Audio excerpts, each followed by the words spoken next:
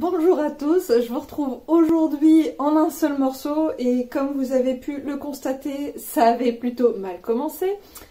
J'espère que vous allez bien, j'espère que vous êtes prêts à recevoir un cours magistral de comptabilité familiale. Si vous n'êtes pas prêts, c'est pas grave, restez quand même.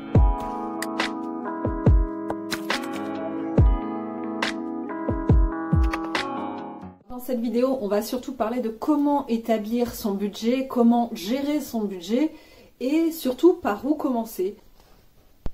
Ouais, attends, j'arrive. J'essaie juste de voir comment elle fait pour faire des économies. Quoi? Une nouvelle robe? Attends, j'arrive. Avant d'établir son budget, bien sûr, il faut savoir tenir sa propre comptabilité. Alors, si ce n'est pas encore le cas, je vous invite à vous abonner. Vous êtes de plus en plus nombreux, même si ma chaîne est encore petite. Et je vous remercie pour votre soutien, pour vos super commentaires, parce que j'ai de plus en plus de commentaires vraiment magnifiques. C'est des petites pépites. Donc, je vous remercie du fond du cœur et j'espère faire toujours plus de contenu qui vous intéresse.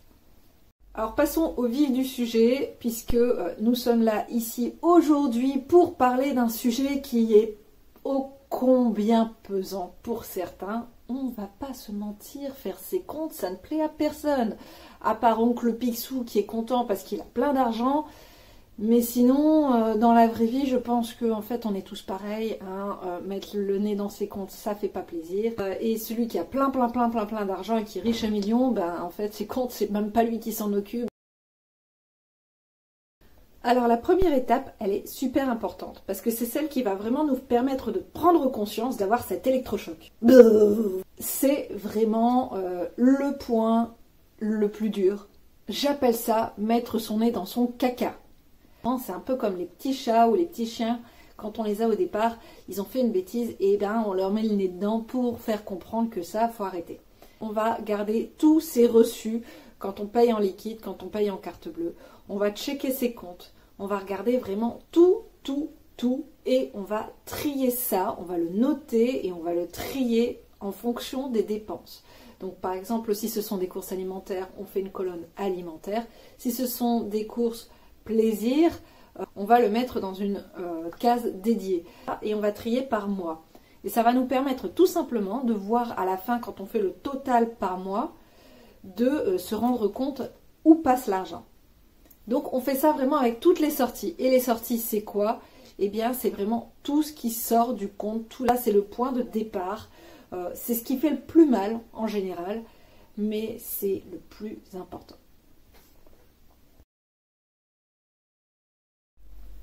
Ensuite, on va passer à l'établissement du budget pur et dur en prévisionnel. Donc là, on a fait vraiment toute la partie passée et maintenant on passe sur le futur. Vous avez pris votre électrochoc, on va y aller en douceur, ça sert à rien de se mettre la rate au courbouillon. J'ai même tendance à dire que c'est un sacré morceau, donc si vous y prenez par exemple le courant mois de mars pour le débuter au mois d'avril ou au mois de mai, il n'y a aucun souci. On y va tranquillement, pas de violence. Donc on commence tout simplement par se noter toutes les entrées. Ça va être évidemment le salaire, les primes, etc. Donc allez-y, même si par exemple on est au mois de décembre et que vous avez les étrennes de mamie qui viennent de tomber, vous notez tout par mois. Le fisc n'est pas sur votre épaule, vous pouvez noter toutes vos entrées d'argent. En troisième étape, on va noter toutes les dépenses fixes obligatoires. Ça va être l'eau, ça va être les assurances, etc. Le loyer si vous en avez un ou le prêt immobilier si vous êtes en train d'acquérir votre maison. Vraiment, on va noter vraiment tous ces fixes obligatoires. Ensuite, on va faire une autre case que j'aurais tendance à appeler le fixe optionnel. Alors ça va être tous les prélèvements qui vont tomber tous les mois, mais qu'au final, on peut vivre sans. Alors ça peut être compliqué si vous les avez fait un jour, si vous les avez mis en place une fois, un jour dans votre vie, c'est que quelque part vous en aviez envie. Oui, mais il y a un moment, si on doit imputer quelque part et que vous faites déjà attention à ce que vous dépensez et que vous vous retrouvez dans le rouge à la fin du mois, va falloir quand même qu'on puisse trouver des endroits où on peut enlever quelque chose. Donc ça va être l'abonnement à la salle de sport, ça va être le bouquet TV, les box alimentaires par exemple, si vous faites tout ce qui est l'eau fraîche, Degustabox, ce genre de trucs. Voilà, donc là vous allez mettre vraiment toutes ces choses-là, tout ce qui est prélevé au mois, à la semaine, et potentiellement, par exemple, si vous avez un deuxième, troisième véhicule, peut-être que vous pouvez mettre l'assurance de ce véhicule-là si c'est un véhicule que vous n'utilisez pas souvent et que vous pensez peut-être un jour revendre ou voilà. Donc ça, vous pouvez le mettre dans les deux cases en vous disant, voilà, pour l'interrogation, au final, où je le mets, vous le mettez au crayon gris.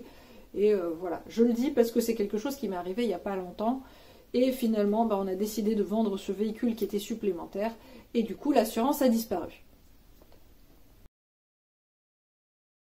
Et ensuite, dans une autre case, vous allez avoir du coup toutes ces dépenses variables. Ce qui peut être une bonne chose dans ces dépenses variables, c'est par rapport à ce que vous avez noté de vos mois précédents. Vos mois précédents, vous avez noté l'essence, vous avez noté ce que vous avez dépensé en alimentaire, etc., etc. Reprenez la moyenne de ces 3 mois précédents et vous aurez une idée prévisionnelle. Mais si ça a été des mois, on va dire un mois exceptionnel et 2 mois relativement normaux de la vie de tous les jours, et bien dans ces cas-là, n'hésitez pas, de toute façon ça vous donnera une idée. Rien n'est gravé dans la roche. Vous avez le droit après de changer, tout simplement. Hein. Vous êtes maître de votre budget, vous êtes maître de vos dépenses. Donc, si vous trouvez que ça fait un prévisionnel complètement fou ou aberrant, eh bien, n'hésitez pas du coup à réajuster vis-à-vis de ce qui vous semble cohérent et correct par rapport à vos habitudes. Donc normalement, une fois que vous avez vos entrées, vos sorties, forcément vous soustrayez toutes vos sorties à vos entrées et vous voyez ce que ça donne à la fin du mois. Et c'est là que du coup, vous avez encore une fois le deuxième électrochoc. Parce que tout simplement, vous allez voir si c'est cohérent, s'il est censé rester quelque chose à la fin ou pas. Si clairement vous voyez que c'est du négatif, moins, eh bien là, clairement, c'est qu'il y a des choses qu'il va falloir complètement supprimer. Alors que ce soit Disney+, Amazon Prime, Netflix, l'abonnement à l'Orange Bleu ou à Basic Fit ou je ne sais où, eh bien il va falloir faire des concessions. Parce que tout simplement, si vous êtes en moins 40 ce mois-ci, eh ben, le mois d'après ça fera 80 et le mois d'après ça fera 120 et vous ne vous en sortirez jamais. Donc, il faut être cohérent. Si vous voyez pareil que vous êtes tout seul et que votre budget course à la semaine, il est de 300 €, il y a un problème quelque part. Je vous ferai un exemple juste après, ne vous inquiétez pas pour que vous compreniez. Si on continue comme ça, à partir du 3 du mois, on mange que des pâtes.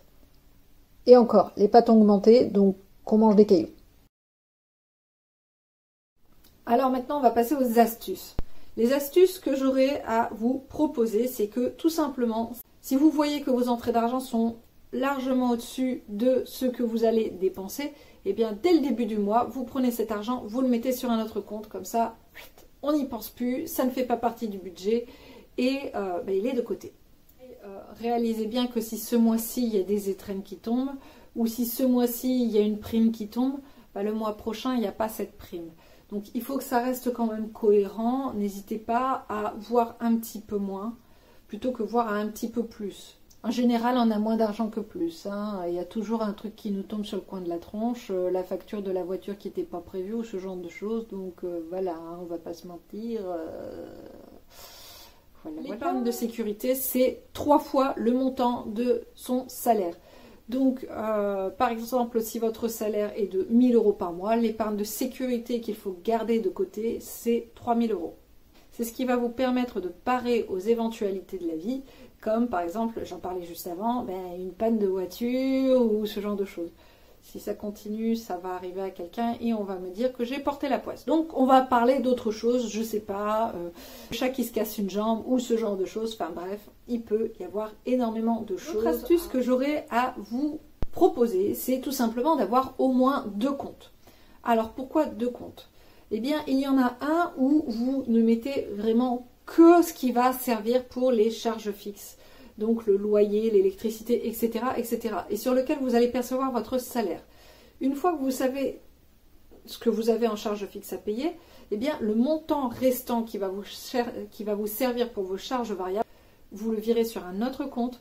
Et là, vous savez que sur ce compte-là, il n'y a que vos courses, l'essence, etc., etc.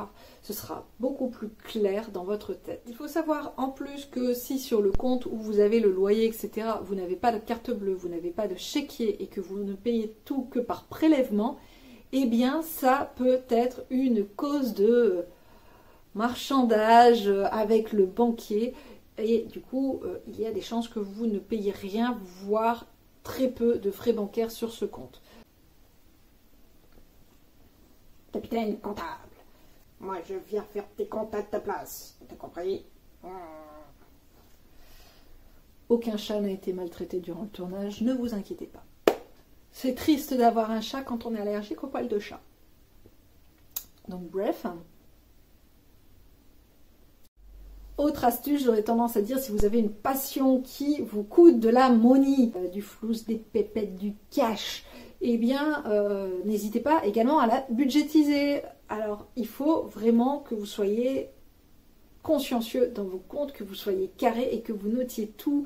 Il n'y a personne qui est là pour vous juger. Vous êtes seul face à votre compte, vous êtes seul face à votre budget. N'hésitez pas à mettre la vérité, toute la vérité. La seule personne qui vous juge là actuellement, au moment où vous notez, c'est vous-même. Ne soyez pas trop dur avec vous, ça ne sert à rien. Alors, les entrées, donc là j'ai mis salaire ou aide, donc ça peut être potentiellement Pôle emploi, le RSA, etc., suivant ce que vous touchez. Donc là j'ai mis potentiellement 1000 €. Je vous rappelle que ce sont des chiffres fictifs. La CAF, j'ai mis grosso modo 130 €, je sais que c'est ce qu'on touche à peu près pour l'aide pour les enfants, etc. Le salaire, idem, j'ai mis 1000 €, par exemple, on va dire pour un couple qui aurait 2 enfants et qui toucherait grosso modo 1000 €. Donc là, en entrée en début de mois, nous sommes à 2130 €. Les dépenses mensuelles fixes. Voilà, donc on peut appeler ça également sortie fixe obligatoire. On va avoir le loyer, on va dire, admettons, 500 €. Les assurances, alors on va mettre tout confondu, ils sont sur une assurance à 100 € par mois. L'électricité, alors on va mettre EDF, on va dire que cette famille est à 50 € par mois. Et ils ont une complémentaire santé, 90 € par mois. Bon, et les frais bancaires, on va dire 5 € par mois, hop là, tac. Voilà, donc là le résultat il est de 745 €. Il y a 1385 € qu'il reste une fois qu'on a payé toutes ces charges fixes où au final on ne peut pas faire autrement. Ensuite, on va avoir, donc comme je disais tout à l'heure, les dépenses mensuelles, on va dire optionnelles. Téléphone, ils ont 30 € pour leurs 2 téléphones. Donc là, il y a 2 fois 15 €. Fixe plus internet, ils sont à 45 €. Le sport, allez, on va dire le sport et activités tout confondu, ils sont à 90 € par mois. Voilà. Et allez, Amazon Prime, ça fait 4,50 € par mois. On va compter Disney+, 8,90 € par mois, quelque chose comme ça. Ça nous fait 178,40 €. Donc là, on obtient un résultat encore positif de 1206,60 €. Ensuite, voilà, c'est là où, en général, ça se corse. Ça va être toutes les dépenses variables. On va partir déjà sur ces pôles-là. Ils se rendent compte, en fait, qu'en essence, ils ont 2 voitures et que, du coup, en essence, eh bien, ils mettent à chaque fois des pleins à 80 € dans leur voiture, chacun, et ils en mettent 2 chacun dans le mois. Donc, 80 fois 4, au final, ça nous fait du 320 € d'essence. Course, ça nous fait donc, avec des pleins à 150 € par semaine, grosso modo, à la fin du mois, ça donne 675 €. Voilà, vous voyez, ça va vite, hein, 150 € semaine, on ne s'attend jamais à ce que ça fasse ça à la fin du mois. En budget vêtements, entre 100 et 150 €, on va faire une moyenne à 125. Loisirs, on va dire que le budget loisir, il est de 50 € par week-end. Donc du coup, encore une fois, x 4,5, donc ça nous fait du 225 €. Les restaurants, ben, c'est pareil, quand c'est pas un resto, c'est un petit snack, un truc vite fait. Bon, ils font pas de grosses folies. On va dire qu'ils dépensent 30 € en moyenne par semaine. Ça fait 135. Et en jouets, c'est pareil. Enfin, jouets, livres de coloriage, une cinquantaine d'euros sur le mois. Nous en sommes à 1305 €. Donc, nous avions un reste de 1206,60 € moins 1305 égale, eh bien, je vous le donne en 1000, ça nous fait moins 98,40 €. Et à ça, on n'a pas compté les impôts, on n'a pas compté l'eau, on n'a pas compté tout un tas de petites choses. Et s'il y a un pépin, ben, cette famille, elle va être endettée. Voilà, donc ben, qu'est-ce qu'on va pouvoir impacter? On va pouvoir impacter déjà les jouets. On va pouvoir impacter les restaurants, parce qu'on n'a pas besoin de tout ça.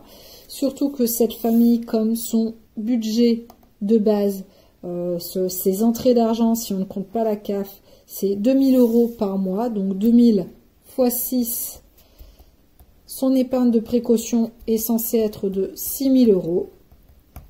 Là, clairement, avec une sortie d'argent de quasiment 100 € par mois, l'épargne de sécurité, ils sont pas près de l'avoir arrivé. Et puis, pourquoi pas également, eh bien, regarder au niveau de sport et activité, si on ne peut pas faire attention, si on ne peut pas trouver un autre club qui coûte un peu moins cher. Donc j'ai impacté un petit peu à certains endroits pour vous donner une idée de ce qu'il était possible de faire et d'impacter. Voilà. Alors là, déjà, sur sport et activité, j'ai enlevé 40 €, ce qui nous fait donc un budget de 50. À la fin, du coup, de cette colonne dépenses mensuelles optionnelles, nous avons donc 138,40 € au lieu de 178 €, ce qui nous fait un résultat de 1246,60 €. Dépenses variables. Alors j'ai décidé de ne pas toucher à l'essence dans le sens où ben, quand on va travailler, si en plus c'est pas la porte à côté, on n'a pas vraiment la possibilité de faire autrement. Les courses, j'ai proposé une diminution de 25 € par semaine. Voilà, peut-être en changeant les habitudes, en prenant d'autres marques, en faisant attention aux promotions, en faisant attention au prix au kilo, etc.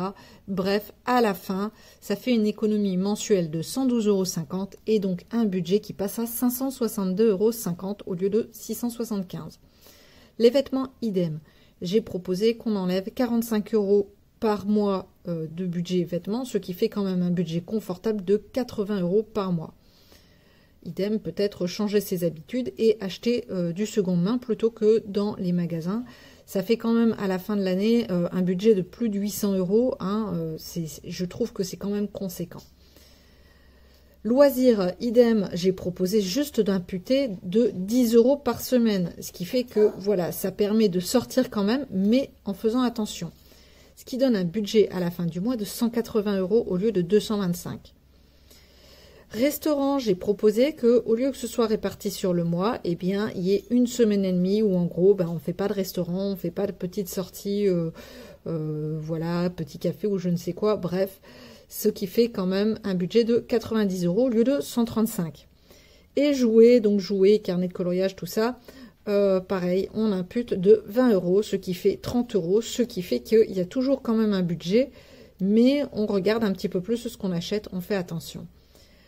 On passe de 1305 € à 942,50 €, ce qui fait du coup un calcul final, voilà, qui est de 1246,60 € moins 942,50 €.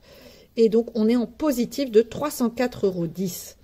Ce qui fait que cette famille, non seulement elle a 304 € par mois au cas où, si jamais ça n'allait pas, au lieu d'un déficit de 98,40 €, et ce qui fait que son épargne de sécurité, là, c'est réalisable en moins de 2 ans, en 20 mois très exactement.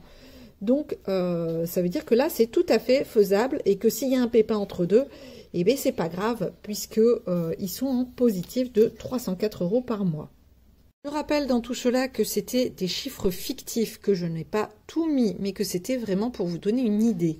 Donc, il est bon de reprendre par rapport à vos comptes personnels et de faire en fonction de votre situation. Mais voilà, j'espère qu'au moins c'est un petit peu plus clair et que mon exemple vous aura permis de dégrossir un petit peu ce commencement de budgétisation. Et je vous souhaite bon courage. J'espère que cette vidéo vous aura plu, qu'elle vous aura aidé. Si vous avez des questions ou d'autres astuces, eh bien n'hésitez pas à les mettre en commentaire, à me retrouver sur Facebook, Instagram, TikTok, tout simplement pour m'y retrouver, pour mettre des commentaires, pour partager ensemble. Voilà, moi ce sera avec grand plaisir. Et puis je vous dis à très bientôt, prenez soin de vous, de votre budget, ne vous arrachez pas trop de cheveux, ça sert strictement à rien, de toute façon les choses sont telles qu'elles sont. C'est pas en vous mettant la rate au courbouillon que ça changera quelque chose. Soufflez un coup, prenez un grand bol d'air, prenez soin de vous, faites les choses comme il faut et ça va super bien se passer. Allez, à bientôt.